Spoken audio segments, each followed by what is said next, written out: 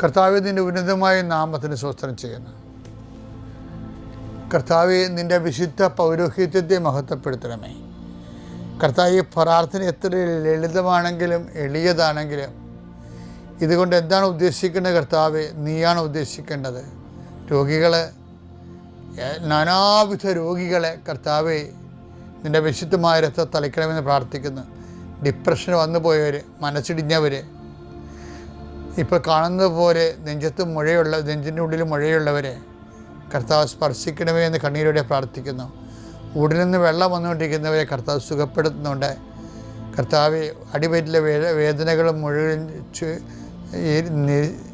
എല്ലാ തരത്തിലുള്ള അസ്വസ്ഥതകൾ, ഭാരങ്ങൾ, എന്തോ കെട്ടിയിരിക്കണ പോലെ തോന്നുന്ന അവസ്ഥകൾ കർത്താവിൻ്റെ നാമത്തിൽ സൗഖ്യമാകട്ടെ എന്ന് ഈശോനാമത്തിൽ പ്രാർത്ഥിക്കുന്നു.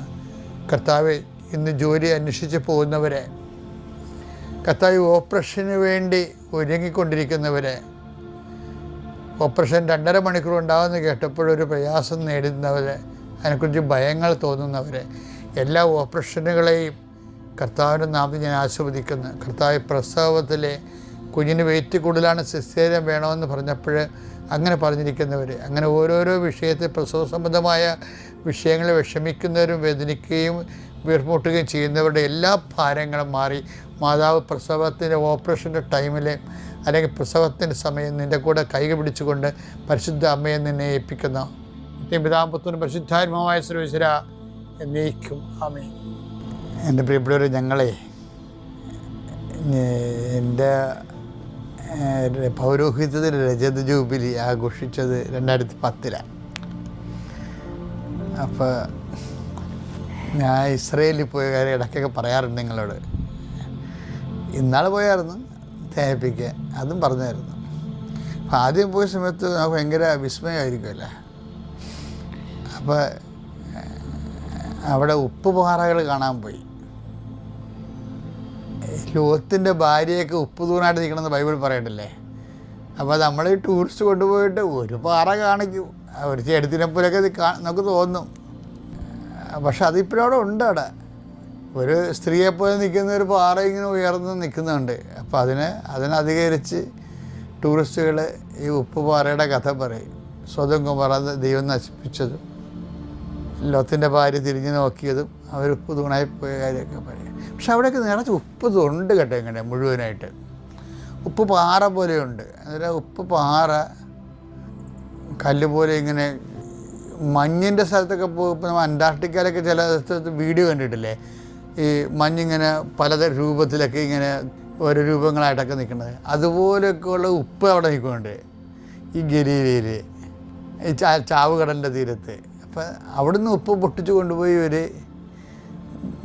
ജെറുസലേം ദേവാലയത്തിൽ ഇടുമായിരുന്നു. അവരുടെ 2 മണിമാളിക പോലെ 2 സെറ്റപ്പ് ഉണ്ടായിരുന്നു. അതിനകത്ത് ഈ ഉപ്പുപാറ പൊട്ടിച്ചിടും. അതെന്തിനാ വെച്ച് കഴിഞ്ഞാൽ നമ്മൾ ജെറുസലേം ദേവാലയം ഇപ്പോഴും അതിൻ്റെ ഭാഗങ്ങളുണ്ടല്ലോ. അപ്പം നമ്മൾ അങ്ങോട്ട് ചെല്ലുമ്പോൾ ഈ മഞ്ഞുകാലവും മഴക്കാലമൊക്കെ ആയി കഴിഞ്ഞാൽ ആ ദേവാലയത്തിൻ്റെ വതക്കൽ നമ്മുടെ ടൈൽസ് പാകിയിട്ടുണ്ട്. നമ്മൾ ഇപ്പോഴത്തെ ടൈൽസല്ല, റോമൻ രീതി അനുസരിച്ചുള്ള താഴെ ഒരു ടൈൽസ്, വലിയ ടൈൽസ് പാകും.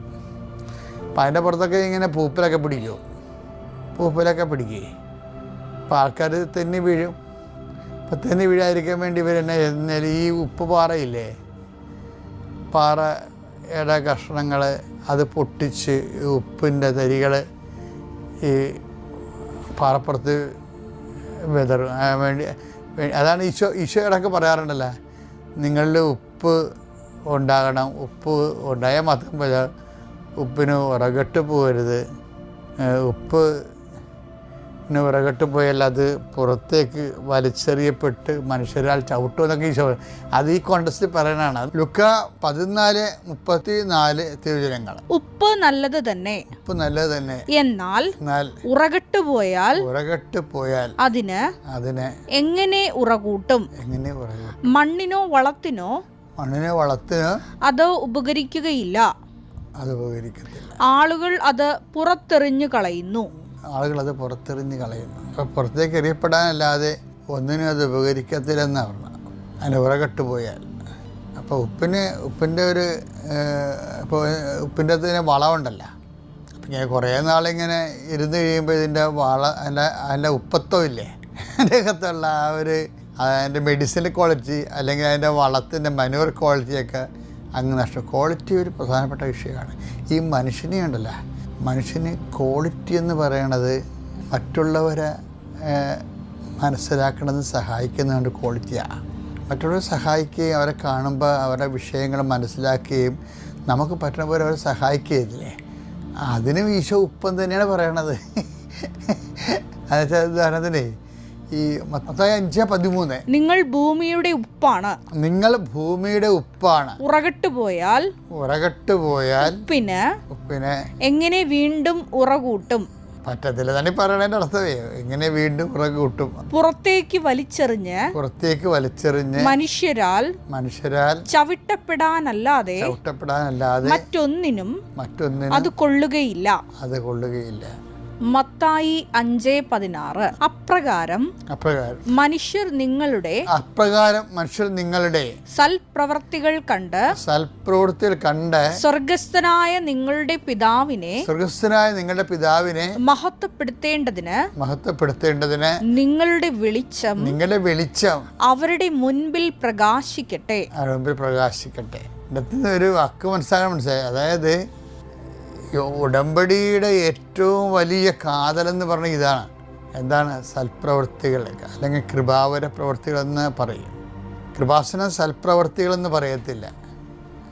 കാര്യം ബൈബിൾ തർജ്ജമ ചെയ്യുമ്പോൾ ബൈബിളിൻ്റെ ഫീലാണ് തർജ്ജമ ചെയ്യേണ്ടത്. ചില പാട്ടുകളൊക്കെ നമുക്ക് മനോഹരമായി തോന്നുന്നത് എന്താണ്? ഇപ്പം കളിവീട് ഉറങ്ങിയല്ലോ എന്നൊക്കെ പറഞ്ഞ് പാടത്തില്ലേ, കളിവീടുറങ്ങിയല്ലോ എന്ന് പറയുമ്പോൾ അത് ഫീൽ ചെയ്യും ആൾക്കാർക്ക്. ആ സിറ്റുവേഷൻ ഫീലിംഗ് എന്ന് പറയുന്നത് ഒരു പ്രധാനപ്പെട്ട വിഷയമാണ്. ബൈബിളിൽ തർജ്ജമ ചെയ്യുമ്പോൾ സിറ്റുവേഷൻ ഫീലിംഗ് പോകരുത്. എന്താ കാര്യം വെച്ച് കഴിഞ്ഞാൽ ഇപ്പം കൃപാസനം സൽപ്രവൃത്തി എന്ന് പറയും. സൽപ്രവൃത്തി എനിക്ക് ഈ കർത്താവിന് മുമ്പ് സൽപ്രവൃത്തി ഉണ്ടായിരുന്നല്ലോ. ഇവിടെ സൽപ്രവൃത്തിക്ക് വില കുറവുണ്ട്. ആൾക്കാർക്ക് സൽപ്രവൃത്തി ഇല്ലാഞ്ഞിട്ട് കുറേ സൽപ്രവൃത്തി പഠിപ്പിക്കാനാണ് ഈശോ വന്നത്? അല്ല, കൃപാവര പ്രവൃത്തികൾ എന്ന് പറഞ്ഞാൽ എന്താണ്? ദൈവ മഹത്വത്തിൻ്റെ പ്രവൃത്തികളാണ്. അപ്രകാരം മനുഷ്യർ നിങ്ങളുടെ സൽപ്രവൃത്തികൾ കണ്ട് സ്വർഗസ്ഥനായ നിങ്ങളുടെ പിതാവിനെ മഹത്വപ്പെടുത്തേണ്ടതിന് നിങ്ങളുടെ വെളിച്ചം അവരുടെ മുൻപിൽ പ്രകാശിക്കട്ടെ. ഇതാണ് കൃപാസന സൽപ്രവൃത്തികൾ പറയത്തില്ലെന്ന് പറയണത്. എന്താ കാര്യം? പിതാവിനെ മഹത്വപ്പെടുത്തുന്ന സൽപ്രവൃത്തിയല്ല. അത് പിതാവിനെ ഒരാളിനെ മഹത്വപ്പെടുത്തണമെങ്കിൽ യേശുക്രിസ്തുവിലൂടെ പറ്റത്തുള്ളൂ. കാര്യം പിതാവിൻ്റെ കൃപ നമ്മൾക്ക് ദൃശ്യമായതും സംരഭ്യമായതും യേശുക്രിസ്തുവിലൂടെയാണ്. ഇപ്പം നമ്മൾ ചെയ്യുന്ന പ്രവൃത്തികളെല്ലാം യേശുക്രിസ്തുവിലൂടെയാണെന്ന് പ്രവർത്തിക്കുന്നത്. അത് സൽപ്രവൃത്തിയല്ല. ക്രിസ്തുവിലൂടെ പ്രവർത്തിക്കുന്ന എല്ലാ പ്രവൃത്തികളും നമുക്ക് കൃപ തരുന്ന കൃപാവര പ്രവൃത്തികളാണ്. ആ കൃപാവര പ്രവൃത്തികളെയാണ് ഈശോ പറയണത്, നിങ്ങളുടെ സത്ത് പോകരുത്. സത്ത് പോയാൽ പിന്നെ പുറത്തോട്ട് വലിച്ചെറിയേണ്ടി വരും എന്നൊക്കെ പറയണത്. ഇതിൽ ഈശോ അത് പറയണത് പറഞ്ഞില്ലേ, നിങ്ങളിൽ ഉപ്പുണ്ടായിരിക്കട്ടെ എന്നൊക്കെ ഈശോ പറയണില്ലേ? മർക്കോസ് 9:50 ഉപ്പ് നല്ലതാണ്. ഉപ്പ് നല്ലതാണ്. എന്നാൽ ഉറകട്ട് പോയാൽ പിന്നെ എന്തുകൊണ്ട് അതിന് ഉറകൂട്ടും? നിങ്ങളിൽ ഉപ്പ് ഉണ്ടായിരിക്കട്ടെ. ക്വാളിറ്റേറ്റീവ് മാൻ, അതാണ് ക്രിസ്ത്യൻ ക്വാളിറ്റേറ്റീവ് മാൻ. അത് ഉടമ്പടി അതാണ് നമ്മൾ ആവശ്യപ്പെടുന്നത്. എന്താണ്? നിങ്ങൾക്ക് നാട്ടുകാർക്കും ദൈവത്തിനും വിലയില്ലാത്ത ഒരു അവതാരം. അതിനേക്കാൾ ഉപരി യേശുക്രിസ്തുവിൻ്റെ പേരിൽ നാട്ടുകാർക്കും ദൈവത്തെ മഹത്വത്തിന് ഉപകരിക്കുന്ന ക്വാളിറ്റേറ്റീവ് ചേഞ്ച് ഒരു കവനൻ്റ് പേഴ്സണിൽ ഡെവലപ്പ് ചെയ്തെടുക്കണം. അപ്പോൾ എന്തിനാണ് ഉടമ്പടി എടുക്കണമെന്ന് ചോദിച്ചു കഴിഞ്ഞാൽ ഉടനെ പറഞ്ഞ് ജപ്തി ഉടമ്പടി മാറാണെന്ന് ചടിക്കറി പറയരുത്. എന്നാൽ ഗുണപരമായ ഒരു സുവിശേഷവും ഗുണപരമായ ഒരു വ്യത്യാസം എന്നിന് വരാനും ഗുണപരമായൊരു വളർച്ചയ്ക്ക് വേണ്ടിയാണ് ഞാൻ ഉടമ്പടി ജീവിതം കണ്ടിന്യൂ ചെയ്യണത്. Praise the Lord. പിതാവിൻ്റെയും പുത്രൻ്റെയും പരിശുദ്ധാത്മാവിൻ്റെ നാമത്തിൽ.